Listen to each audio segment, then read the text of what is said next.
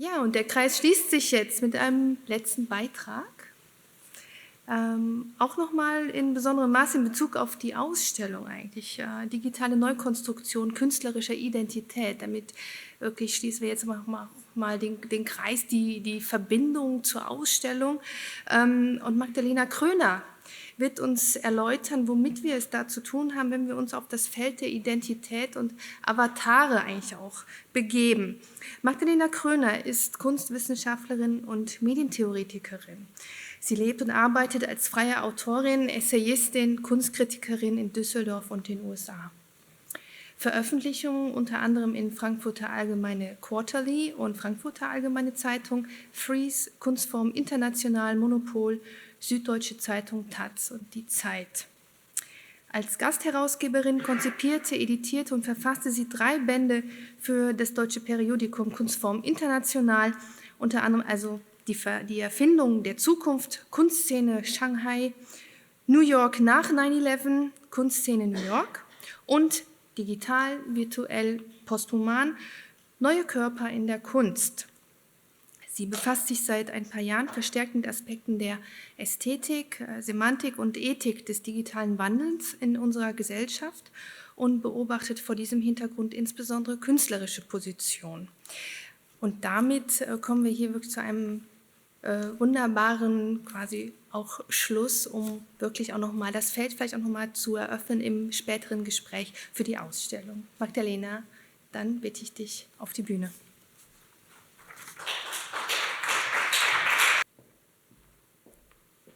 Ja, danke Isabel für die ausführliche Vorstellung und ich freue mich, wie du schon gesagt hast, hier mal ein bisschen wieder zurückzukehren zu dem, was eigentlich so der Anlass dieser Tagung war, nämlich die bildende Kunst und am Ende eines zweier langer intensiver Tage mit sehr vielen Thesen und Ideen zur Kunst zurückzukehren. And I was asked by the organizers to do it in English, so I will do so, and I guess this shouldn't be a problem. And there's no text anyhow, but a lot of images. So.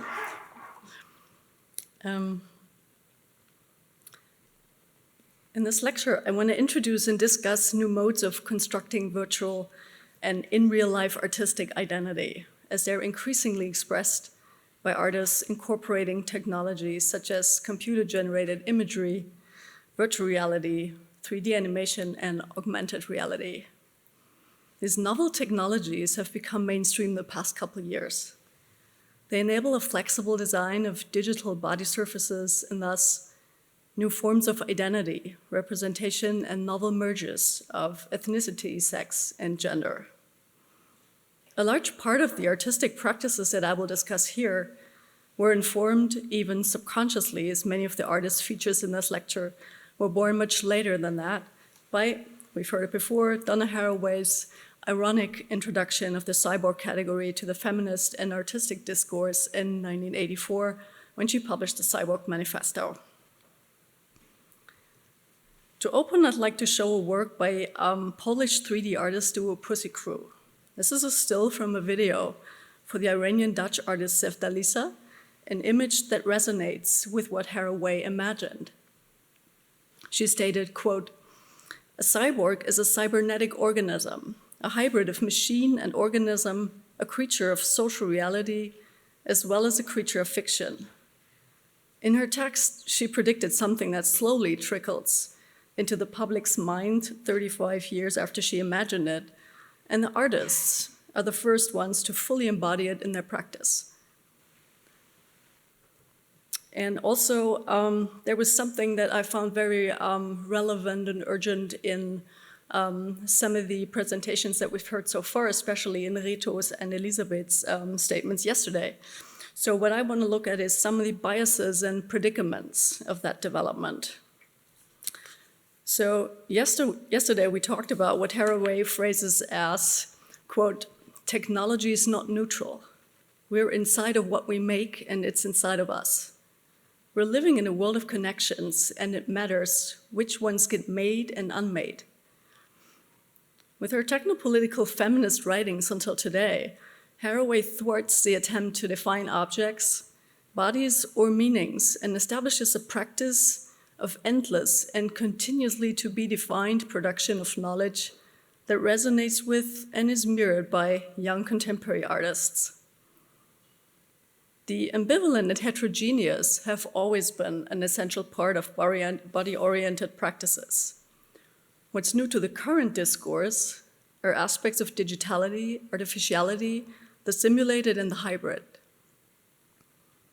Given the development of digital technology since 1985, it seems that the fictional construct of the cyborg is increasingly becoming an everyday reality. Even Haraway herself acknowledged that roughly 10 years after first publishing the Cyborg Manifesto. She said, "Bodies have become cyborgs, cybernetic organizations in which techno-organic corporeality and textuality are combined in a hybrid way. Cyborgs are text, machine, body, and metaphor, which are all conceived as communication and are committed to a practice." So as the lines between man and machine, real and simulated, online and happening in real life become increasingly blurred, augmented and virtual reality, one should think that this provides artists with the tools to shape imagery in every possible way. Let's look at some examples. French 3D artist Inès Marsat turns code into three-dimensional digital face filters and dynamic masks. She uses augmented reality to merge real physicality with the imagery. She creates ethereal overlays that craft an aesthetic oscillating between high-tech, futurist, and 19th century romantic. In her work, ultraviolet flowers, holographic ornaments, and exaggerated manga characters come together to expand human anatomy and the confines of a fixed identity. The digital expansions contemporary artists currently create are elastic, mutable, transhuman. They're mapping out new concepts of identity, thus claiming or reclaiming the sovereignty of interpretation over existing social narratives of the body. A new spectrum of hybrid forms of identity emerges. And this new spectrum raises important questions. What will it mean in the future to be man, woman, non-binary, human, alien? Inès Marsat frequently collaborates with other artists. She animated the work of the in-real-life makeup artist that goes by the Insta handle Is She Hungry? Is She Hungry gained recognition when she created the visual design for Björk's record Utopia in 2017. Obliterating human characteristics and fostering an animalistic, insect-like image that she calls, for example, morphosis or mitosis, like this one. To me, it's fascinating to see that the implicit biases of society and technology seem hard to shake, even for artists like these that are at the forefront of the latest tech innovations. Certain facial features, skin tone, and body shape are transmutable, but that's not to say that the artist's choices aren't informed by standard preconception of what beauty is, even if it looks as alien as this. Says Inès Marsat, quote, "Even if you choose to add wrinkles onto your face, there will always be perfect wrinkles." Here's an example of such perfect wrinkles. Hong Kong-based 3D artist Ruby Gloom invents virtual characters that are all decidedly on the kawaii side, the Japanese term for a specific aesthetic that's saccharine and childish. Her work shows a little bit of the predicament of the new digital art. While digital technologies offer seemingly endless possibilities to sculpt, shape, and build surreal and strange creatures, many avatars are glossy, idealized versions of heteronormative stereotypes. You can see that Gloom, with the bruised skin, contorted faces, and freckles of her protagonists, tries to expand the commodified predominant aesthetic, but only marginally so. Why does that seem so hard? From games such as Second Life and World of Warcraft to apps like Zepeto and Me, it is possible, theoretically possible, to customize an avatar at the press of a button, while character creation tools like DAZ 3D, SketchUp, and Oculus Medium allow users to build avatars, as pictured here, either from scratch or using pre-made templates. But while choosing an online avatar can theoretically empower an artist into taking full control over the digital self, the reality often falls into rather unsurprising territories, such as hypersexualized and objectified imagery. Many of the tools used to build characters and avatars originated in the use by the porn and gaming industry. Therefore, it's unsurprising that the software used by virtual reality designers favor an unrealistic heteronormative standard. In DAS 3D, as seen here, there's a plethora of generic femininity, strongly suggesting that the very infrastructures used to build avatars for and presumably by cis white men. Even if you still have to actively look out for it in mainstream media, or for that matter, mainstream artistic institutions, the net art community on Instagram does see an increase of queer, female, and people of color creators creating post-human, post-gendered inspired imagery. Looking at current artistic practices emerging around digital culture, there's a strong trend in artists to promote increased visibility and representation of previously marginalized social groups, subcultures, and ethnicities. Someone who actively incorporates digital and analog media to chronicle and rewrite the story of Blackness is American artist Martine Sims. In her work, she explores and researches the representations and narratives of Black culture, forms of media representation of Black identity, and the Black vernacular in particular, and historical examples of racist discourse and body politics. In her installations, she collages and weaves analog and digital media such as photography, performance, video, murals with digital formats such as augmented reality, face recognition techniques, apps and chatbots into a dense pictorial fabric that allows different levels of reality to appear simultaneously. Others represent not only political attitudes and critical consciousness, but they furthermore change issues of race, identity, gender, and sexuality. Especially LGBTQ positions open up a wider social perception and acceptance for new, less clear-cut forms of identity and gender. Artists like the American trans woman Juliana Huxtable, here depicted in a sculpture by Frank Benson, made with 3D printing technology, reflect the transpiring of an identity that was previously labeled other and excluded into the institutionalized art content. Huxtable gained notoriety with her performances and her activism in the LGBTQ community, and new digital media was crucial for her visibility before entering and being feted by institutionalized art circles. This sculpture is a detail first shown at the New Museum's Triennial in 2015, again shows the dilemma of rising artistic positions such as Huxtable's. The body is presented in a rather classical manner, spread out on a pedestal, raising concerns about how much it actually shatters stereotypes and how far it might indulge the curiosity of outsiders about trans bodies.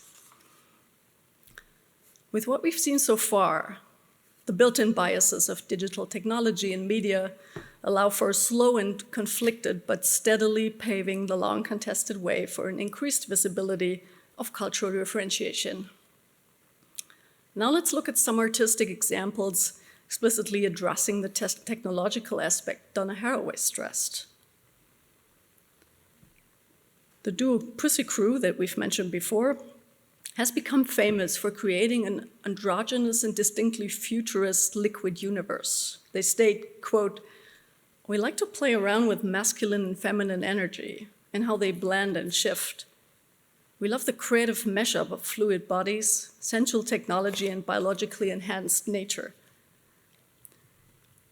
Pussy Crew uses technological applications here for the artist Seftaliza again, such as virtual reality, augmented reality, as a vehicle for the dissolution of identity. A very different example, and this is connected more to the transhuman or post-human discourse that we've seen today, Another example of the merging of human and machine is Danish artist Stine Dea's hybrid technologically optimized future anatomies. For her work, Hardcore Soft Bodies, Stine developed a series of video works and an immersive installation that showed a number of modified hybrid bodies with only vague similarities to the human body. Dea's hybrids could represent the future of the optimized, the transhuman body, constructed in combination of genetic engineering and modern prosthetics. They seem to point to a form of human life that exists beyond weakness, age, disease, and death, and seem to be as effective as indestructible. In her work, Stine asked what forms human consciousness, human physique, but also originally human perceptions and concepts such as intimacy, shame, or perception of self will morph into the future of man. Dea's practice explores the in-between of real and virtual worlds with a striking arsenal of media that includes 3D animation, immersive installation, moving image, and digital surrogates.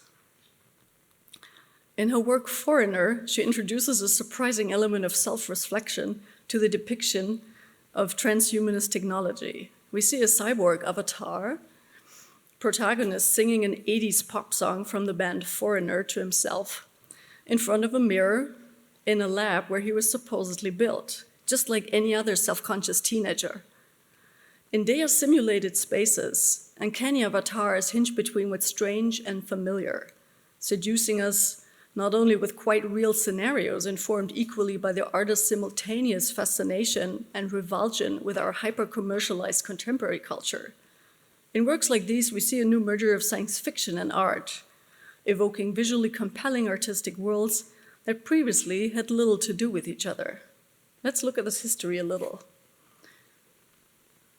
In the past, it was predominantly literature and cinema that imagined the future of cyborgs. In 1984, exactly around the time Haraway's writings emerged, director James Cameron introduced the first Terminator film to audiences. An epic tale of a virtually indestructible machine body with a human sentience that acted as a universal weapon. Obviously, the story is still unfinished. We recently saw the meanwhile 6th new edition of the Terminator saga titled Dark Fate. This movie not only effectively revived the heroes of the first Terminator movie, but also touched on still topical issues, such as what do we consider to be human and what not? So these questions and their artistic answers, which have been central for the realm of electronic and lately digital arts, have been in the making for quite a while now. In 1997, for the 5th Ars Electronica, the title Flash Factor was chosen. The festival dealt with the question, are human beings machines? In its preamble, the festival's creators issued the following statement. At this moment, the adventures of the arbitrary identities and constructed personalities of the internet community are overshadowed by a biological quantum leap. Dolly the sheep, the first cloned mammal, marks the beginning of a development in which body sampling and biogenetic avatars can become reality in the near future. Danish artist Sitzel Hansen, who is a part of the show The Assembled Human, focuses on the technological industrial complex of biogenetic engineering, reproductive medicine, and sex work, and reveals the subtle shifts in gender identity, terminology, and sexual practices on the way to trans and post-humanism. Hansen explores conventional notions, embodiments, and taboos in medicine, porn, and body politics, and renders them visible in her work. She creates visions of a dystopian future that promises to combine human desires and needs with machine effectiveness in sex, healing, and reproduction, and seeks to eliminate everything that's absent or random.